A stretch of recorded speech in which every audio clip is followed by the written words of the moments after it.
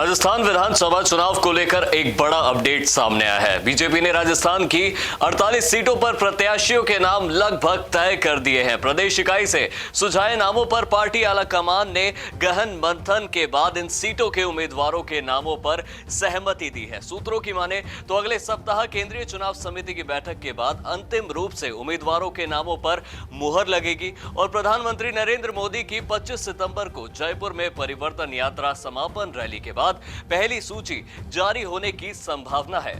राजस्थान चुनाव में अब बहुत ही कम समय बचा हुआ है। चुनावों को लेकर सभी सियासी पार्टियों में टिकट को लेकर मंथन का दौर जारी है, लेकिन इन सब के बीच बीजेपी ने एक कदम आगे बढ़ाते हुए 48 सीटों पर प्रत्याशियों के नाम तय कर दिए हैं। सबसे पहले पार्टी लगातार 3 चुनावों से हारी हुई डी वर्ग की सीटों के उम्मीदवारों की सूची जारी करेगी।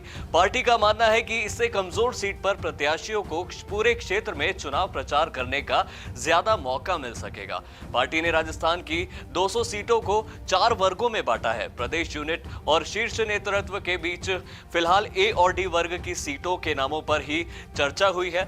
2008 से लगातार 3 बार जिन सीटों पर पार्टी जीती है उन्हें एक वर्ग में रखा गया है। वहीं लगातार 3 बार जिन सीटों पर हार हुई है वो डी वर्ग में शामिल है। बी और सी वर्ग में वो सीटें हैं जिन पर कभी हार तो कभी जीत हुई है। सूत्रों के हवाले से खबर यह है कि ए वर्ग की कुल 29 मजबूत सीटों पर अधिकतर उम्मीदवार रिपीट होंगे। हालांकि डी वर्ग की 19 सीटों पर नए चेहरों को जगह दी गई है। राजस्थान में कभी हार तो कभी जीत वाली बी और सी वर्ग की सीटों पर उम्मीदवारों का तय करना आसान नहीं है। जातीय क्षेत्र से लेकर हर तरह के समीकरणों को देखते हुए यहां सूझबूझ से उम्मीदवार तय करने की चुनौती है। पार्टी इस वर्ग की उम्मीदवारों की लिस्ट चुनाव घोषणा के बाद जारी करने के मूड में है। ऐसे में इस वर्ग की सीट के संभावित उम्मीदवारों के नामों पर अभी मंथन नहीं हुआ है।